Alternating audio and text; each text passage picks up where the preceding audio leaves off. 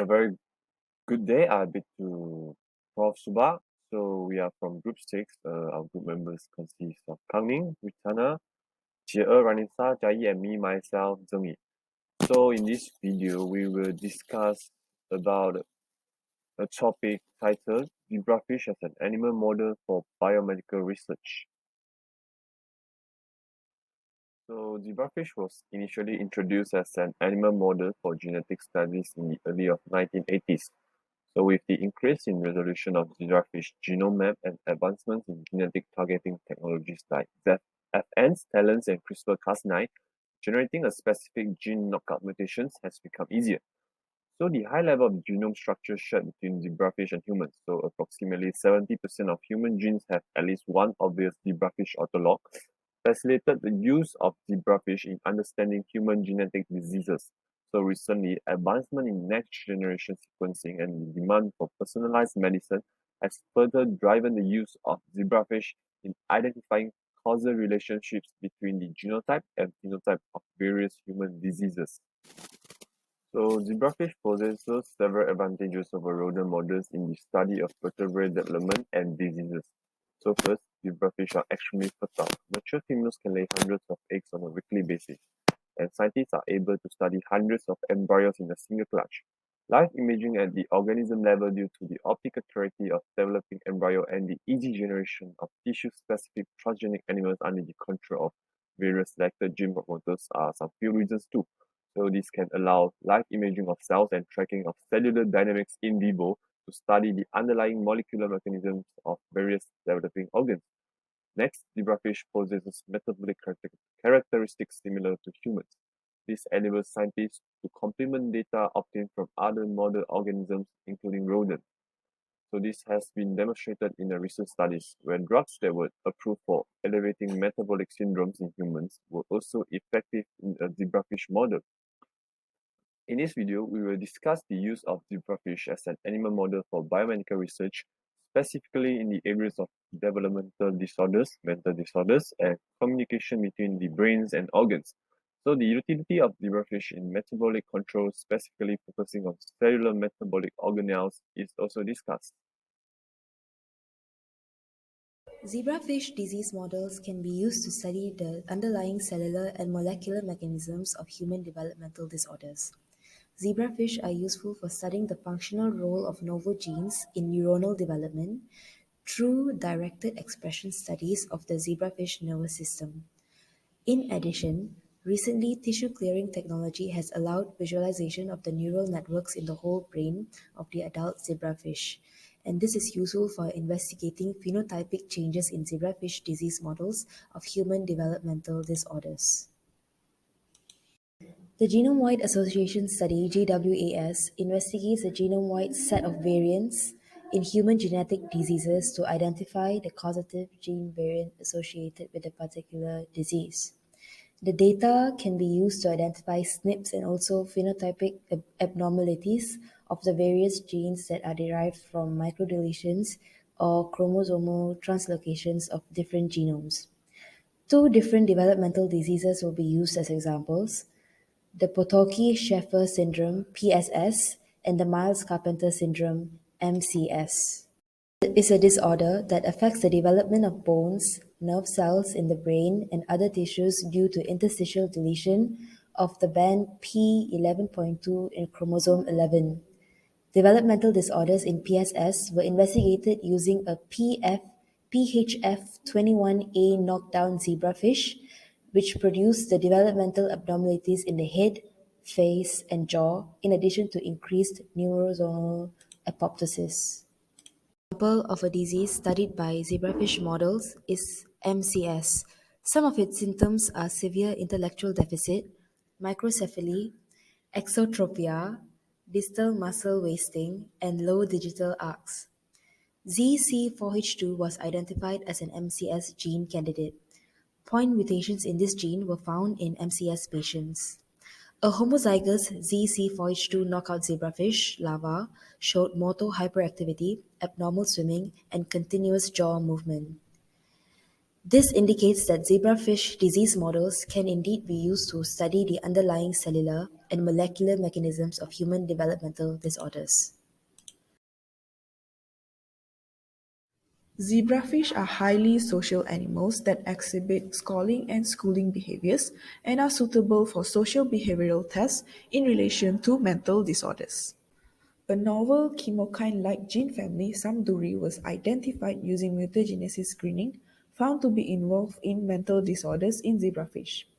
Among the five family members, SAM2 is specifically expressed in the brain and is associated with intellectual disability and autism spectrum disorder. SAM2 knockout animals, both zebrafish and mouse, showed defects in emotional responses that are involved in anxiety-related disorders or autism. Besides, by whole exome sequencing, FAM50A was identified as the causative gene for unfilled X-linked intellectual disability (XLID) syndrome. It refers to a form of mental disorder with intellectual disability that are associated with X-linked recessive inheritance. The biological activity of human FAM50A missense variants was functionally validated by rescue experiments in zebrafish FAM50A knockout model. Using the zebrafish disease model, it was recently found out that unfilled XLID syndrome is a splicomopathy associated with aberrant mRNA processing during development. Zebrafish can be used as animal models for these diseases, which are common syndrome, Dox mutation, and autism.